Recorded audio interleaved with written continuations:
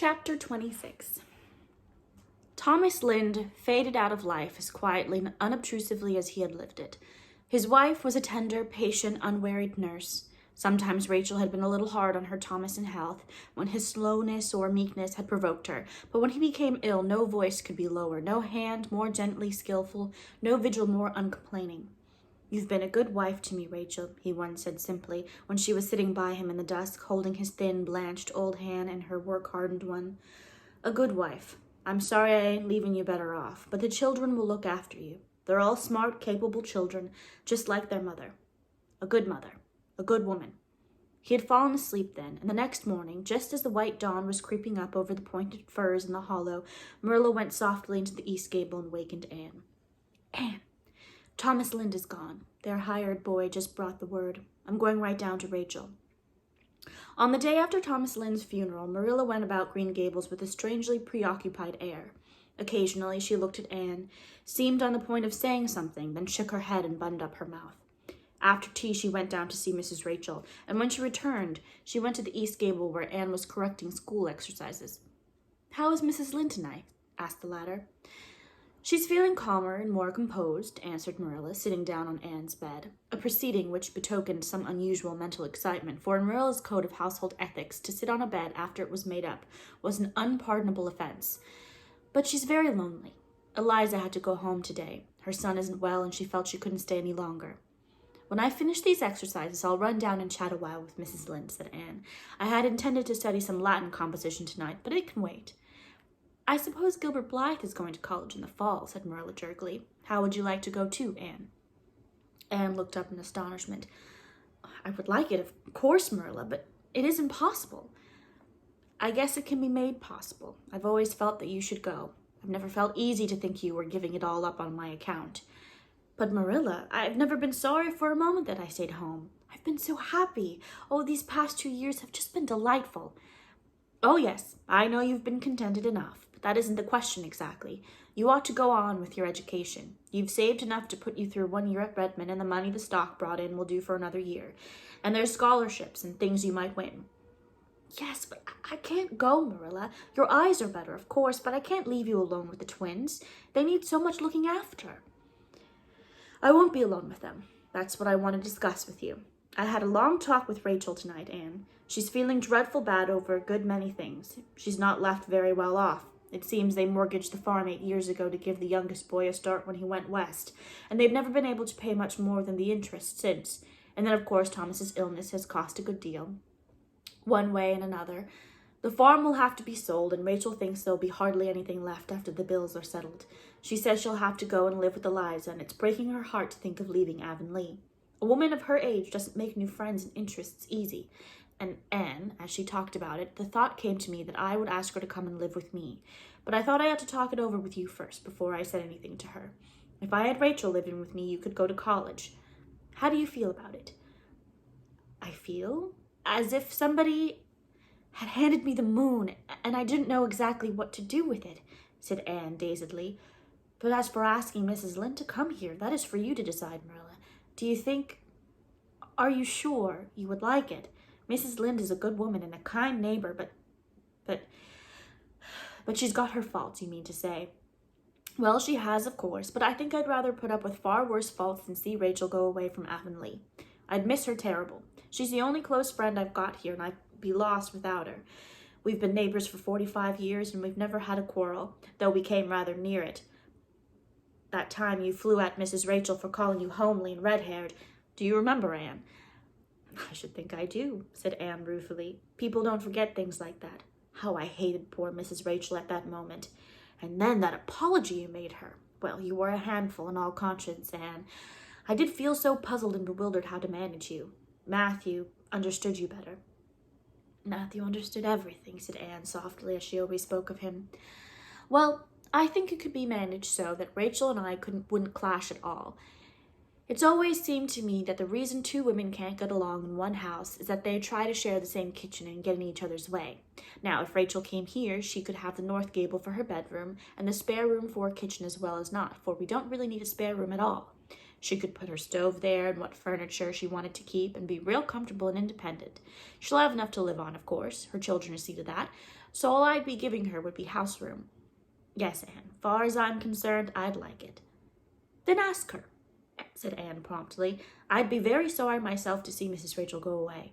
And if she comes, continued Marilla, you can go to college as well as not. She'll be company for me, and she'll do for the twins what I can't do. So there's no reason in the world why you shouldn't go. Anne had a long meditation at her window that night. Joy and regret struggled together in her heart. She had come at last, suddenly and unexpectedly, to the bend in the road, and college was around it, with 100 rainbow hopes and visions. But Anne realized as well that when she rounded that curve, she must leave many sweet things behind. All the little simple duties and interests which had grown so dear to her in the last 2 years, and which she had glorified into beauty and delight by the enthusiasm she had put into them.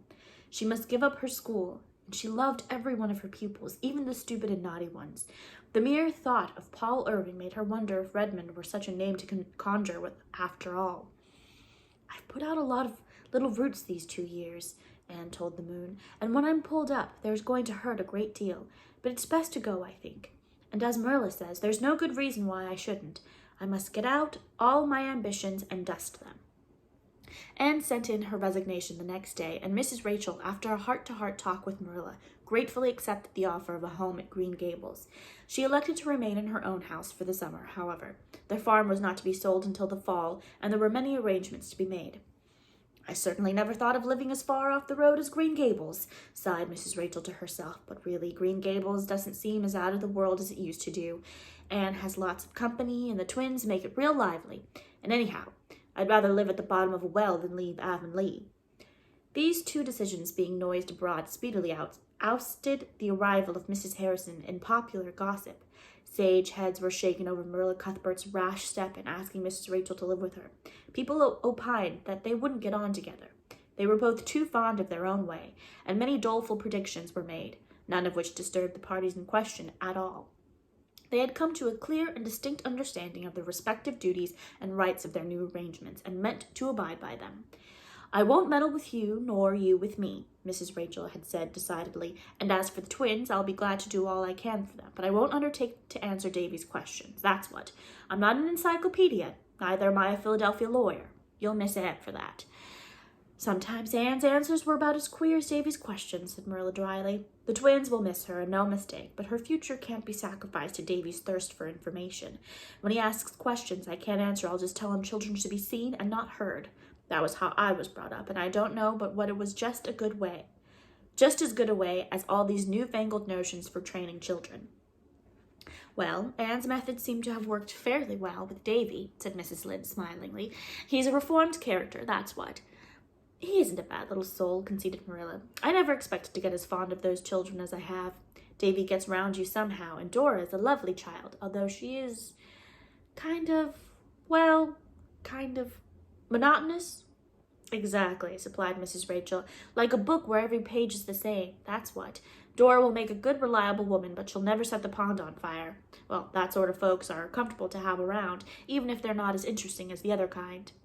Gilbert Blythe was probably the only person to whom the news of Anne's resignation brought unmixed pleasure. Her pupils looked upon it as a sheer catastrophe. Annetta Bell had hysterics when she went home. Anthony Pye fought 2 pitched and unprovoked battles with other boys by way of relieving his feelings. Barbara Shaw cried all night. Paul Irving defiantly told his grandmother that she didn't expect him to eat any porridge for a week. I can't do it, grandmother, he said. I don't really know if I can eat anything. I feel as if there was a dreadful lump in my throat. I'd have cried coming home from school if Jake Donnell hadn't been watching me. I believe I will cry after I go to bed. It wouldn't show on my eyes tomorrow, would it?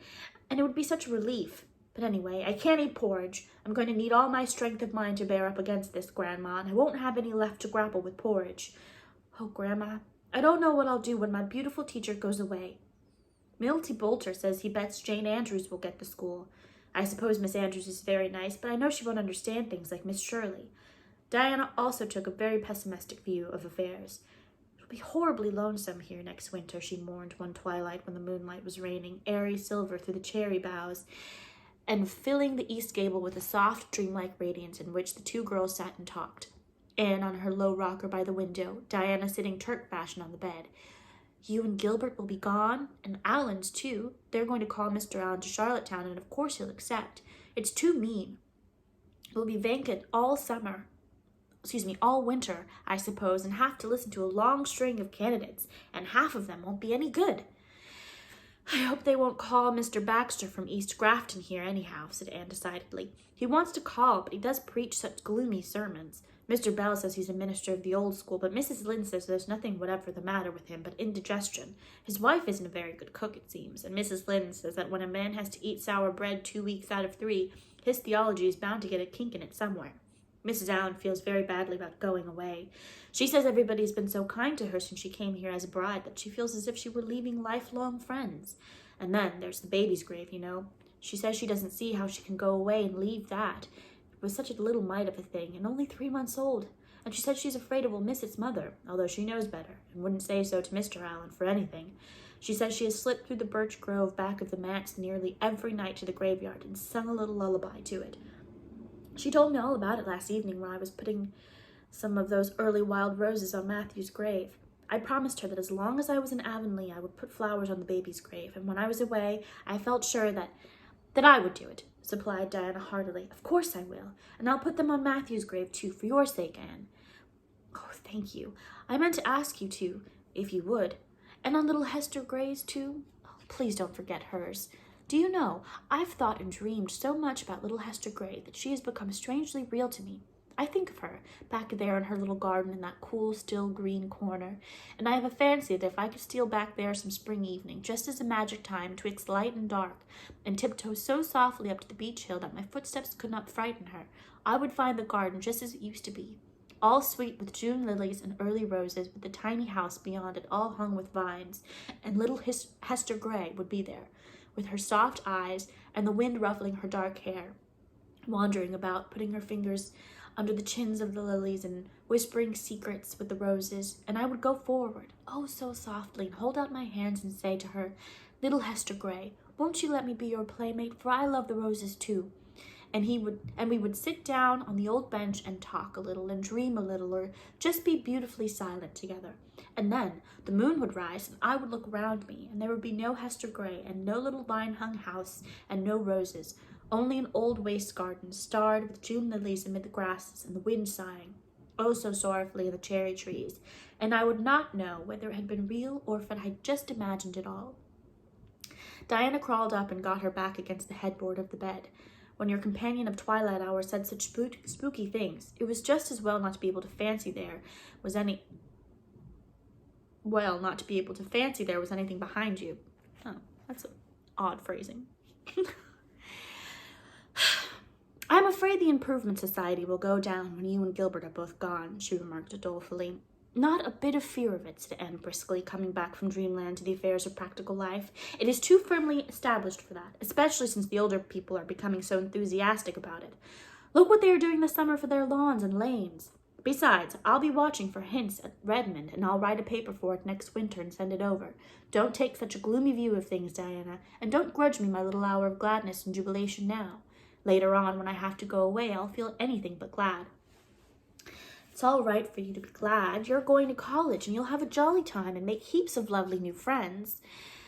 I hope I shall make new friends, said Anne thoughtfully. The possibilities of making new friends help to make life very fascinating, but no matter how many new friends I make, they'll never be as dear to me as the old ones, especially a certain girl with black eyes and dimples.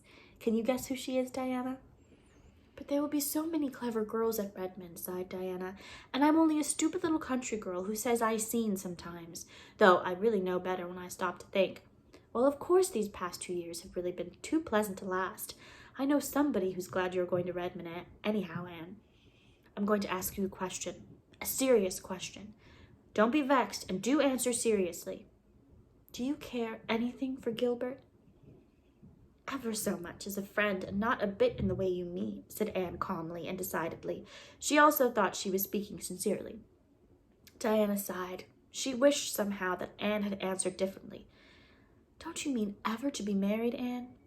Perhaps some day, when I meet the right one, said Anne, smiling dreamily up at the moonlight.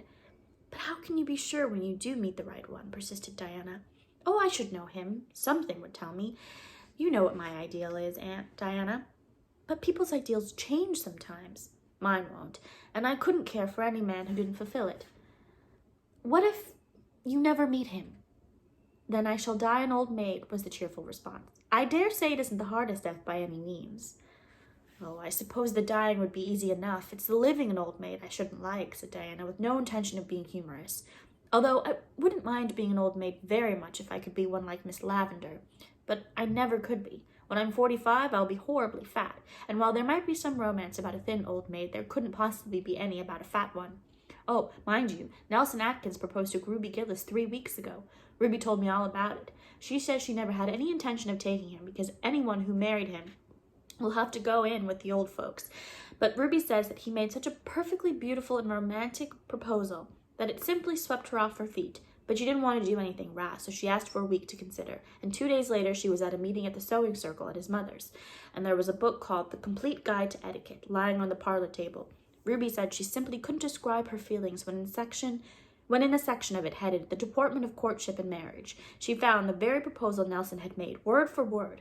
She went home and wrote him a perfectly scathing refusal, and she says his father and mother have taken turns watching him ever since for fear he'll drown himself in the river. But Ruby says they needn't be afraid, for in the Deportment of Courtship and Marriage, it told how a rejected lover should behave, and there's nothing about drowning in that.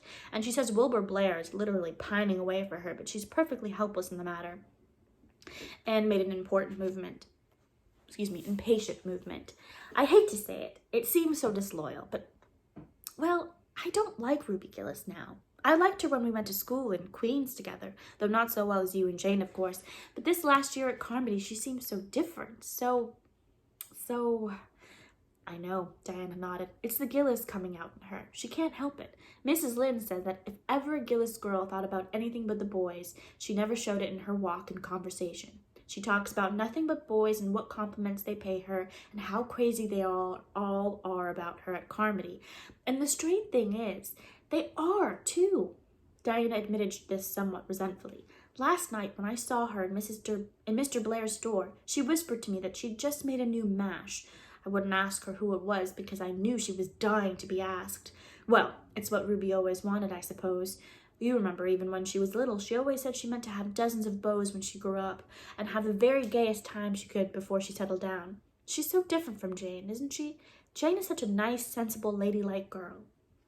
Dear old Jane is a jewel, agreed Anne. But, she added, leaning forward to bestow a tender pat on the plump, dimpled little hand hanging over her pillow, there's nobody like my own Diana, after all. Do you remember that evening we first met, Diana, and swore eternal friendship in your garden? We've kept that oath, I think. We've never had a quarrel, nor even a coolness. I shall never forget the thrill that went over me the day you told me you loved me. I had had such a lonely, starved heart all throughout my childhood. I'm just beginning to realize how starved and lonely it really was. Nobody cared anything for me or wanted to be bothered with me. I should have been miserable if it hadn't been for that strange little dream life of mine, wherein I imagined all the friends and love I craved. But when I came to Green Gables, everything was changed, and then I met you. You don't know what your friendship meant to me. I want to thank you here and now, dear, for the warm and true affection you've always given me. And always, always will, sobbed Diana. I shall never love anybody, any girl, half as well as I love you. And if I ever do marry and have a little girl of my own, I'm going to name her Anne.